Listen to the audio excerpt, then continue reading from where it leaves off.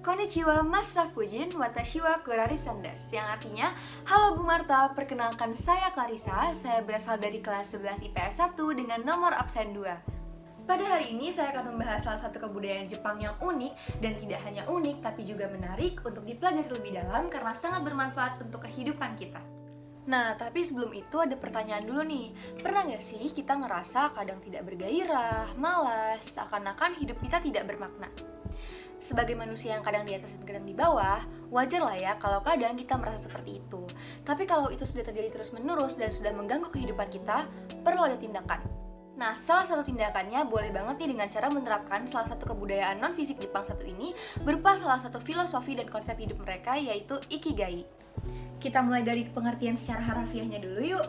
Jadi dalam bahasa Jepang, Iki berarti kehidupan dan Gai berarti nilai. Yang bisa kita artikan, Ikigai adalah alasan kita hidup. Atau singkatnya, Ikigai adalah filosofi Jepang yang merupakan bagian dari budaya Jepang yang menjelaskan tentang makna hidup dan kesenangan.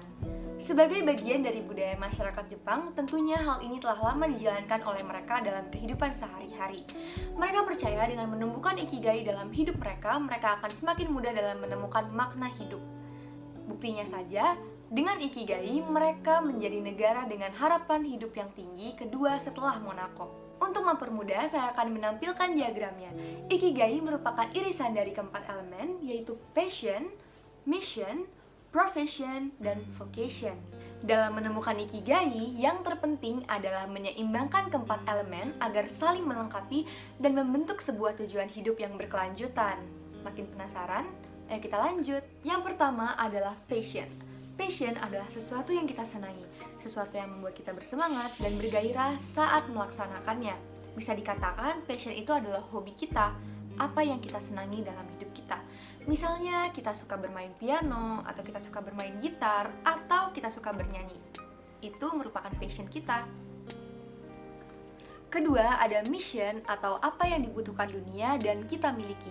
Mungkin saja passion kita tidak beriringan dengan mission, tapi tidak menutup kemungkinan kan kita dapat berkontribusi ke lingkungan sekitar kita dengan hal-hal kecil yang bisa kita lakukan. Lanjut, yang ketiga adalah vocation, yaitu sesuatu yang dapat kita lakukan dan menghasilkan pendapatan bagi kita. Tidak dapat dipungkiri, makna hidup tidak hanya tentang apa yang kita sukai, tidak hanya tentang apa yang kita berikan untuk dunia ini, tetapi juga penghasilan kita. Tapi bukan berarti penghasilan atau pendapatan adalah sesuatu yang harus kita tuhankan atau makna hidup kita satu-satunya. Pendapatan pasti penting, tapi itu hanya merupakan salah satu dari kehidupan kita saja.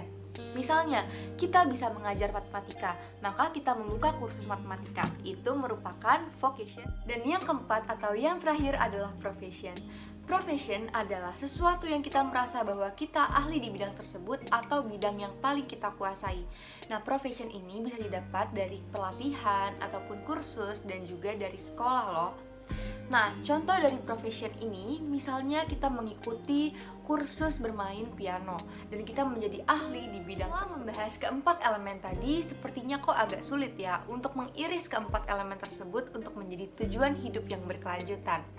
Tapi jangan khawatir, karena ternyata orang Jepang pada saat itu telah membuat 5 prinsip untuk menopang penerapan Ikigai ini dalam kehidupan kita. Mari kita simak. Yang pertama, awalilah dengan hal kecil. Hal kecil di sini benar-benar hal yang sederhana dalam hidup kita. Misalnya adalah bangun pagi. Bangun pagi terdengar sepele kan, namun memiliki banyak manfaat bagi kehidupan kita. Jika kita bangun pagi dengan rasa syukur, maka akan mendatangkan energi positif untuk diri kita sehingga kita bisa menjalani hari dengan baik.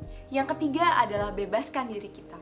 Maksud dari bebaskan diri kita di sini bukan berarti kita lari dari tanggung jawab, melainkan kita menyerahkan semuanya kepada Tuhan, hidup secara mengalir, namun tetap berusaha untuk meningkatkan kualitas diri dari berbagai aspek. Yang ketiga adalah utamakan keselarasan dan kesinambungan. Sebagai Zen Politikon, kita pasti hidup berdampingan dengan orang lain. Oleh karena itu, diperlukan sikap untuk menghargai setiap karakteristik orang lain dan setiap perbedaan yang ada supaya terjadi perdamaian. Nah, dengan hal itu terjadilah adanya segitiga emas. Yang pertama ada Ikigai, aliran dan juga kreativitas. Ini berkaitan erat dengan keselarasan dan kesinambungan yang ada, baik itu kepada lingkungan, kepada sesama, dan juga kepada Tuhan. Yang keempat, apresiasi dan bergembiralah atas hal-hal kecil, baik itu yang kita lakukan atau yang orang lain lakukan untuk kita. Berbahagia itu tidak harus dengan hal besar, bisa juga dengan hal-hal kecil. Misalnya ketika kita bangun pagi dan kita sudah disediakan sarapan oleh orang tua kita. Kita harus berbahagia dan mengapresiasi hal itu, karena pasti orang tua kita telah menaruh banyak sekali usaha dan pengorbanan untuk setiap suap nasi yang kita makan. Karena makna hidup bukan tentang kemewahan, makna hidup bukan tentang kekayaan, tapi tentang bagaimana kita bersyukur dengan apa yang kita punya. Yang terakhir adalah hiduplah di saat ini. Sebagian dari kita mungkin ada yang terjebak di masa lalu, dan sebagian dari kita mungkin ada yang terlalu khawatir untuk masa depan. Masa lalu bukanlah sesuatu yang harus kita sesali, melainkan harus kita jadikan sebagai bahan pembelajaran agar kesalahan yang terjadi di masa lalu tidak terjadi di masa sekarang maupun masa depan.